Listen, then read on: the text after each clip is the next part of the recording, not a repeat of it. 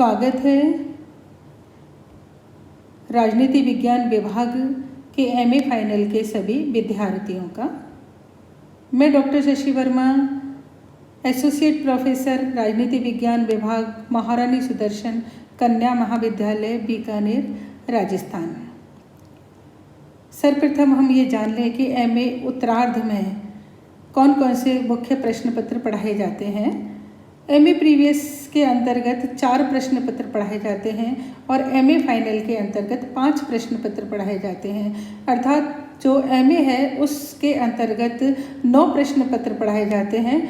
तो हम 4 प्रश्न पत्र चूँकि एमए प्रीवियस के अंतर्गत पढ़ चुके हैं, 5 प्रश्न पत्रों को इसके अंतर्गत पढ़ेंगे। तो हम जो इसका प्रथम प्रश्न पत्र है एमए फाइनल का, उसको 5 ही नंबर देते हैं, 5th नंबर देते हैं। जिसका जो 5वां प्रश्न पत्र है वो है आधुनिक एवं समकालीन राजनीतिक सिद्धांत, मॉडर्न एवं कंटेम्प्रेरी पॉलिटिकल थॉट। 6 जो पेपर है भारतीय सरकार एवं राजनीति, इंडियन गवर्नमेंट एंड पॉलिटिक्स। ये जो दोनों पेपर हैं वो कंपलसरी पेपर हैं। अर्थात ये है कि सभी विद्यार्थी जो एमए फाइनल कर रहे हैं पॉलिटिकल साइंस में, उनको पढ़ना आवश्यक है। उसके बाद ये 2 पेपर जो हैं वो ऑप्शनल पेपर हैं।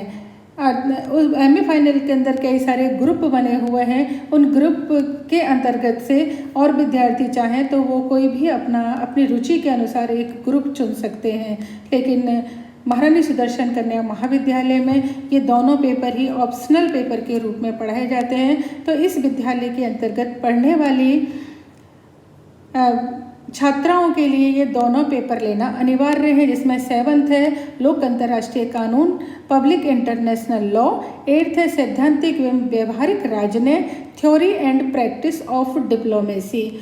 उसके बाद एक और कंपलसरी पेपर है 9th पेपर मानवाधिकार एवं कर्तव्य, सिद्धांत और व्यवहार, human rights and duties, theory and practice. इसके अलावा जो रेगुलर छात्रा हैं जिनके 55% से ऊपर नंबर आए हैं, वो इस पेपर के बजाय इस पेपर को ना लेकर केस स्टडी ले सकती है, जिसके अंतर्गत एक टॉपिक को लेकर, उस केस को लेकर आपको स्टडी करनी है और पेपर लिखना है, जिसको विश्वविद्यालय में या महाविद्यालय में जमा करवाना है।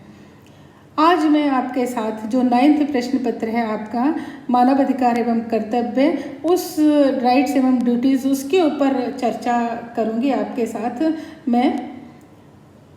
अधिकार, मानवाधिकार का है क्या है? मानवाधिकार की सबसे अच्छी परिभाषा हेरल्ड लास्की ने दी है।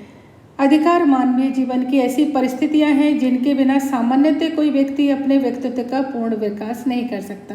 प्रोफेसर लास्की कहते हैं कि जो मानव आज जिस उन्नत रूप में हमें दिखाई दे रहा है, उस उन्नत रूप में दिखाई देने के पीछे सबसे बड़ा जो कारण है वो है कि उसने अपने अधिकारों का प्रयोग किया है। एक व्यक्ति के जो अधिकार होते हैं वो दूसरे व्यक्ति के कर्तव्य होते हैं। एक व्यक्ति जब अपने कर्तव्यों को करता है तो दूसरे व्यक्ति को अपने अधिकार प्राप्त हो जाते हैं। कि जिस तरीके से एक माता पिता एक बच्चे को जन्म देने एवं उसके पालन पोषण, उसकी शिक्षा के अपने कर्तव्य को पूरा करते हैं, तो एक बच्चे को अपना अधिकार प्राप्त होता है और वह एक उन्नत मनुष्य के रूप में समाज में रहता है।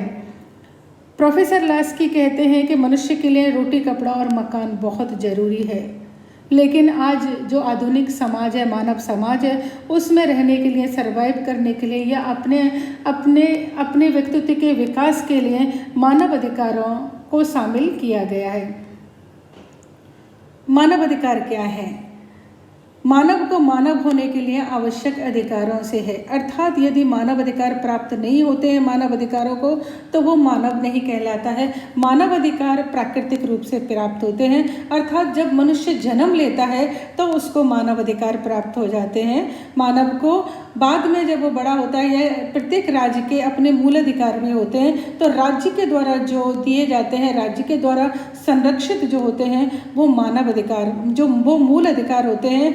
लेकिन मानव अधिकार जो है किसी भी व्यक्ति को अपने जन्म से, प्रकृति से प्राप्त होते हैं और उसकी रक्षा, उसको संरक्षित मानव के द्वारा, समाज के द्वारा और राज्य के द्वारा किया जाता है।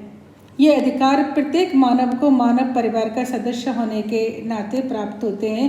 यदि एक मनुष्य ने मानव के रूप में जन्म ले लिया तो उसको ये अधिकार अवश्य ही प्राप्त हो जाते हैं। मानव गरिमा और मानव अधिकारों में बहुत घनिष्ठ संबंध है, अर्थात ये अधिकार ही एक मानव को मानव के रूप में या मानव गरिमा को दिलाते हैं। मानव अधिकार समाज में एक ऐसा वातावरण तैयार करते हैं जिसमें कि मनुष्य स्वतंत्र होकर निर्भीक रूप से अपना जीवन जी सके, अपने अनुसार अपना जीवन जी सके, आजीविका अपनी प्राप्त कर सके। और मानव अधिकार जो है संसार के सभी व्यक्तियों के लिए समान रूप से प्राप्त होते हैं, वो स्त्री हो या पुरुष। उसका स्वरूप जो है मानव अधिकारों का जो स्वरूप है, जिन मानव अधिकारों की कौन कौन से मानव अधिकार हैं उनकी हम आगे चर्चा करेंगे। तो मानव अधिकारों का जो स्वरूप होता है वो धर्म, जाति, लिंग, राष्ट्रीयता सभी से परे होता है। यानी कि ये जो मानव अधिकार होते हैं विश्व के सभी मानवों को, सभी मनुष्यों को प्राप्त होते हैं। कोई सीमा इनके अंतर्गत नहीं होती, यानी किसी भी पूरे विश्व के अंदर किसी भी कोने में कोई मनुष्य रह रहा है उस सभी मनुष्यों को ये अधिकार प्राप्त होते हैं। मानव, ऐसा कहते हैं कि मानव अधिकारों की जो अवधारणा है बहुत पुरानी है, अर्थात जैसे ही मानव का जन्म हुआ इस पृथ्वी के ऊपर मानव अधिकारों का भी उसी तरीके से जन्म हो गया। लेकिन धीरे धीरे जब कभी मानव अधिकारों का हनन हुआ तो उसके मानव अधिकारों के संरक्षण का जोर या शोर ज़्यादा हुआ। तो अर्थात ये है कि हम मानव अधिकारों का जो नाम है या मानव अधिकारों के विषय का जो शोर है वो आज सुनते हैं, लेकिन मानव अधिकारों की जो चर्चा है वो संस्कृति के विकास के साथ है। यानी कि मानव का जन्म हुआ, मानवीय संस्कृति का जन्म हुआ, तभी से हमारे मानव अधिकारों के ऊपर चर्चा प्रारंभ हो गई। अब सबसे पहले हम मानव अधिकारों की विशेषता क्या है। मानव अधिकारों की विशेषता है सार्वभौमिकता। पहली जो विशेषता है वो है सार्वभौमिकता। अधिकार, ये जो अधिकार हैं सभी व्यक्तियों को सभी समय और सभी परिस्थितियों में प्राप्त होते हैं। अर्थात कोई व्यक्ति चाहे गांव में रह रहा हो या शहर में रह रहा हो, भारत में रह रहा हो या अमेरिका में रह रहा हो, ये अधिकार हर एक पल हर एक इंसान को प्राप्त होते हैं। व्यक्तित्वता, दूसरा जो इसकी विशेषता है व्यक्तित्वता, अर्थात यह है कि मनुष्य एक नैतिक और भौतिक प्राणी है, उसे अपने कार्यों के निर्धारण की स्वतंत्रता प्राप्त होनी चाहिए। तो एक व्यक्ति को व्यक्ति बनाने के लिए इन अधिकारों की आवश्यकता होती है कि यदि व्यक्ति को ये अधिकार प्राप्त नहीं रह पाएंगे तो वो नैतिक नहीं रह पाएगा, अर्थात वो अपराध करने लगेगा।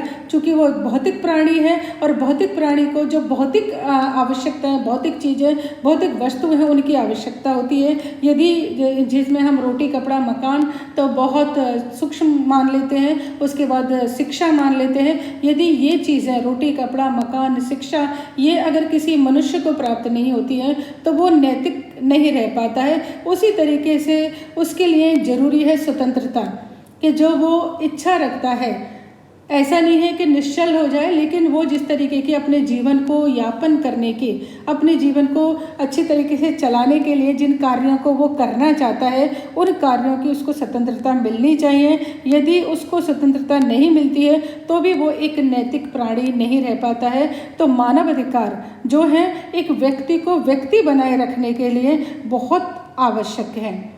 उसके बाद जो तीसरा जो इसकी विशेषता आती है वो सर्वोच्चता, यानी मानव अधिकारों का राज्य द्वारा जनहित के लिए अतिक्रमण नहीं किया जा सकता। इनको संवैधानिक और कानूनी आधार पर संरक्षण प्राप्त होता है कि यानी कि ये राज्य से परे हैं, राज्य से ऊपर हैं। किसी भी जनहित के कारण, जनहित के लिए या समाज कल्याण के लिए ऐसा कहकर, क्योंकि ये जो अधिकार है ही समाज कल्याण के लिए। यदि इन्हीं अधिकारों का हनन कर लिया जाएगा तो किसी भी व्यक्ति का, किसी भी राज्य का हित नहीं हो सकता। तो इन अधिकारों को राज्य के द्वारा भी हनन नहीं किया जा सकता। और ये भी कहा जा सकता है कि राज्य का जन्म ही इन अधिकारों के संरक्षण के लिए हुआ है। फोर्थ है व्यवहारिकता। मानव अधिकार सभी व्यक्तियों को इतना अवसर और सुविधाएं प्रदान करते हैं जिसमें वह अपना जीवन यापन सुचारू रूप से जी सके। यानी कि वो मानव अधिकार ये है कि जैसा कि मैंने बताया कि मनुष्य को मनुष्य होने के लिए आवश्यक है। तो वो अवसर और वो सुविधाएं हैं वो जिससे कि वो अपना जीवन यापन जी सके, यानी कि जन्म लेके मृत्यु तक उसको जिन चीज़ों की अत्यंत आवश्यकता होती है, उन चीज़ों के लिए जिन्हें हम रोटी कपड़ा मकान जैसे शब्द बोल देते हैं, तो ये चीज़ें जो ज़रूरत होती हैं वो हमारे मौलिक अधिकार होते हैं। फिफ्थ जो है क्रियान्वयन योग्य, कि मानव अधिकारों को राष्ट्रीय एवं स्थानीय मानव अधिकार संरक्षण एजेंसियों द्वारा क्रियान्वयन किया जाना संभव होता है। तो मानव अधिकार हमारे वो अधिकार होते हैं जो कि किसी भी राष्ट्र के द्वारा, किसी भी राज्य के द्वारा, किसी भी समाज के द्वारा उनको लागू किया जा सकता है। ऐसा नहीं है कि इन अधिकारों यदि किसी व्यक्ति को ये मानव अधिकार प्राप्त हो जाते हैं तो इससे किसी राज्य का हित होता है, राष्ट्र का अहित होता है या समाज का अहित होता है। ये अधिकार यदि प्राप्त होते हैं, ये मानव अधिकार यदि किसी मनुष्य को प्राप्त होते हैं तो उसका स्वयं का हित होता है, और मनुष्य का ही वृत्त रूप तो राज्य है। तो ये यदि इन अधिकारों को प्राप्त होने से किसी व्यक्ति का, किसी मानव का हित होता है तो राज्य का, समाज का हित होता है। तो ये अधिकार बहुत आवश्यकता है। अब अधिकार ये कौन कौन से हैं, कौन कौन से अधिकार हम मान सकते हैं कि ये जो मानव अधिकार है प्रमुख रूप से 4 भागों में हम बांट सकते हैं। प्रथम है जीने का अधिकार, अर्थात प्रत्येक मनुष्य को जीने का अधिकार है। इस अधिकार के अभाव में मानव का अस्तित्व ही समाप्त हो जाएगा। यानी एक मनुष्य को जन्म लेने का अधिकार, जन्म लेने के बाद उसको जीने का अधिकार है। यदि उसको जीने नहीं दिया जाएगा तो वो मानव नहीं कहलाएगा। यदि हम जीते ही किसी मनुष्य की जैसे हम देखते हैं भ्रूण हत्या के रूप में कि किसी मनुष्य को अपने कोख में ही मार दिया जाता है तो वो मनुष्य बन ही नहीं पाता, या पैदा होते ही उसको मार दिया जाता है तो भी वो मनुष्य नहीं बन पाता, या जब कभी भी उसका कोई मर्डर कर दी जाती है, कोई हत्या कर दी जाती है, या वो खुद सुसाइड कर लेता है तो उसका ये जीने का अधिकार जो समाप्त हो जाता है। तो प्रत्येक मनुष्य तभी है जब वो जिंदा रहेगा। तो पहला जो अधिकार है उसको जीने का अधिकार प्राप्त होना चाहिए। दूसरा जो मानव अधिकार है जो एक मनुष्य के लिए बहुत ज़रूरी है वो है अभिव्यक्ति का अधिकार। प्रत्येक मानव को बोलने, अपने विचार रखने तथा अपने आप को अभिव्यक्त करने का अधिकार होना चाहिए। इसके अभाव में मानव नहीं रह पाता, वो जानवर के जैसा बन जाता है। यानी कि एक मनुष्य को जो चीज़ें चाहिए, उसके मन में जो विचार आते हैं, जो वो निर्णय करता है, वो सब उसको अभिव्यक्त करने का अधिकार होना चाहिए। यदि वो अभिव्यक्त नहीं कर पाता है, बोल नहीं पाता है, अपनी चीज़ें बता नहीं पाता है तो वो मनुष्य नहीं रह पाता है, वो एक जानवर के सदृश समान हो जाता है। कि हम जब भी देखते हैं घर में जानवर पालते हैं तो वो क्या बोल पाते हैं, हम उनकी भाषा नहीं समझते हैं। वैसे तो हम वो अभिव्यक्त करने की कोशिश करते हैं, लेकिन हम उनकी बात जब वो अभिव्यक्त करते हैं तो हम उनकी बातों को समझ लेते हैं और उनको जो चीज़ें होती हैं वो दे देते हैं।